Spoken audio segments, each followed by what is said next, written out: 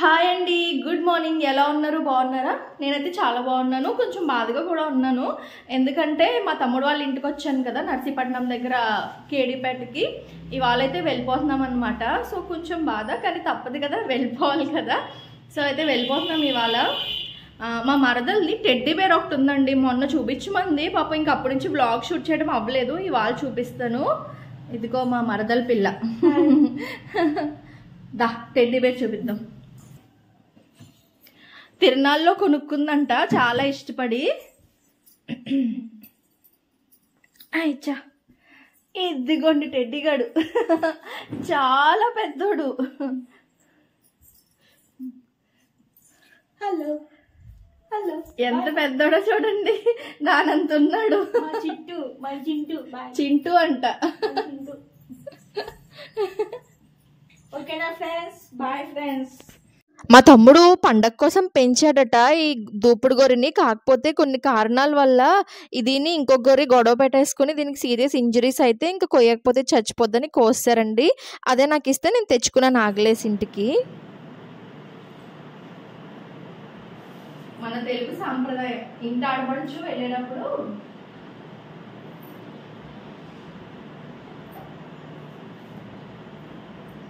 ఇలా బొట్టు పెట్టి జాకెట్ ముక్క పూలు అవి కూడా సాంప్రదాయం కదా.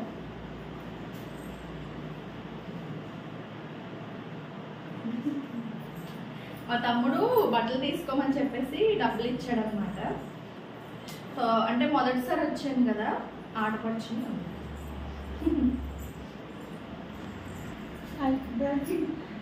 వాళ్ళైతే ఇప్పుడు వెళ్ళిపోతున్నామండి. టైం 7:15 అలా అవుతుంది. ఇంక బయలుదేరిపోతాము. మళ్ళీ మధ్యాహ్నం శివగారు వర్క్ అలా చేరుకోవాలి కదా ఇంటికి, వర్క్ టైంకి.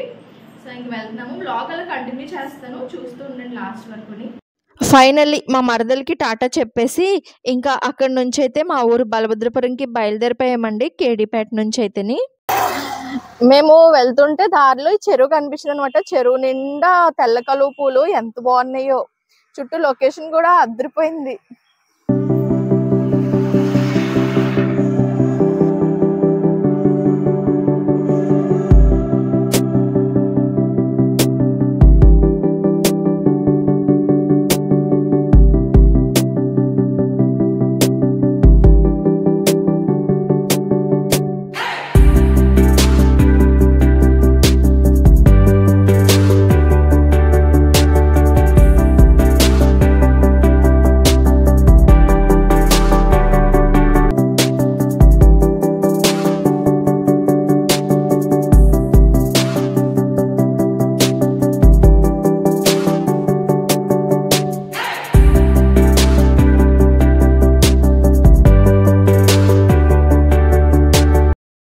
మా తమ్ముడు వాళ్ళ ఇంటి నుంచి బ్రేక్ఫాస్ట్ చేయకుండా బయలుదేరిపోయామండి 7:15కి. అందుకే నర్సీపట్నం రాగానే ఆకలేసింది, తినేసాం. ఇంకా చాలా టేస్టీగా ఉంది బ్రేక్ఫాస్ట్ అయితేని.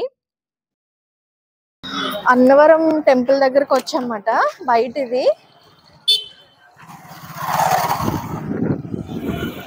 ప్రసాదం తీసుకోవడానికి వెళ్తున్నాం. మేము వచ్చే రూట్ అన్నవరం టచ్ అవుతుందండి. కాకపోతే అన్నవరం కొండపైకి వెళ్ళట్లేదు. మెట్ల దారి స్టార్టింగ్ ఉంటుంది కదా, అక్కడ ప్రసాదం కౌంటర్ ఉంటుంది అనమాట. అక్కడ ప్రసాదం తీసుకుని వెళ్ళకపోతే మహాపాపం తగులుతుందని చెప్పి అన్నవరం సత్యనారాయణ స్వామి కల్లో కనిపించి చెప్పాడు. అందుకే ఆగి ప్రసాదం తీసుకుంటున్నాం, అందరికీ పంచుదామని చెప్పేసి. మేమైతే రెగ్యులర్గా తీసుకునే ప్రసాదం 20 రూపీస్ అనమాట. దాంతోపాటు బంగి ప్రసాదం అని ఏదో కనిపించిందండి, అది కూడా 20 రూపీస్ అనమాట. అదొకటి తీసుకున్నాం, ఎలా ఉంటుందో చూద్దాం అనేసి. ఏంటో ప్రసాదాల్లో కూడా రకరకాల టేస్టులు చూడాలనుకునే మనిషిని నేను కదా. గోధుమ నూక ప్రసాదం అయితే 6 ప్యాకెట్లు తీసుకున్నామండి. బంగి ప్రసాదం అయితే ఒకటే తీసుకున్నాము, ఫస్ట్ టైం కదా తినడం అనేసి. కాకపోతే బంగి ప్రసాదం చాలా టేస్టీగా ఉంది. అయ్యో ఇంకా తీసుకుని ఉంటే బాగుండేది అనిపించింది.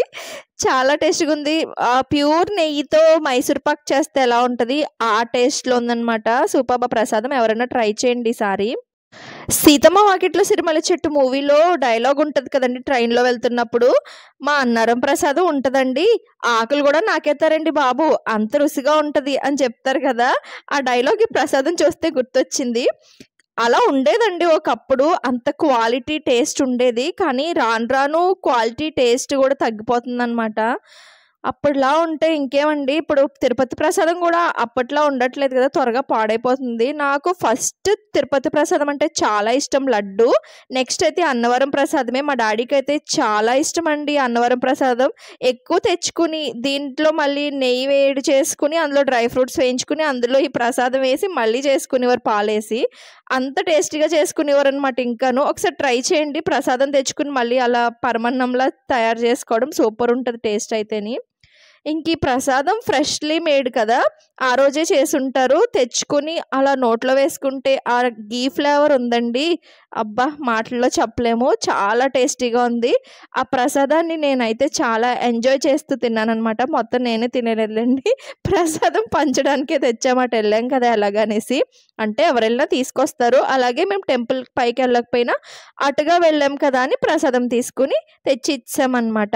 అలాగా మేము మా ఊరికైతే రీచ్ అయిపోయాము మధ్యాహ్నం 12 ఆ టైంకి. ఇంకా మా తమ్ముడు వాళ్ళ ఇంటికి ఎగ్స్ తీసుకెళ్ళాం కదా! సో, అలాంటి ఎగ్సే తీసుకుందామని మా ఊరు కోళ్ల ఫారం అవుట్‌లెట్ దగ్గరైతే ఆగున్నాము. పేపర్ రేట్‌కైతే ఇస్తారండి ఇక్కడ గుడ్లు.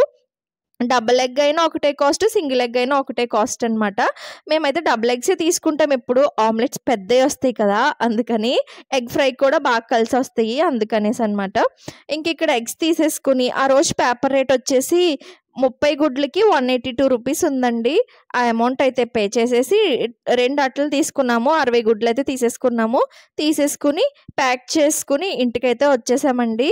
అంతేనండి ఈ వ్లాగ్ అయితే. వ్లాగ్ మీకు నచ్చిందనే అనుకుంటున్నాను. నచ్చితే నా ఛానల్‌కి సబ్స్క్రైబ్ చేసుకొని నా వీడియోస్ ఫాలో అవుతూ ఉండండి. ఇంకా నచ్చితే లైక్ చేసి షేర్ కూడా చేయండి మీ ఫ్రెండ్స్ అండ్ ఫ్యామిలీ మెంబర్స్‌కి. Thank you for watching the video. ఇంతటితో లంబసింగి సిరీస్ అన్నీ అయిపోయినాయండి.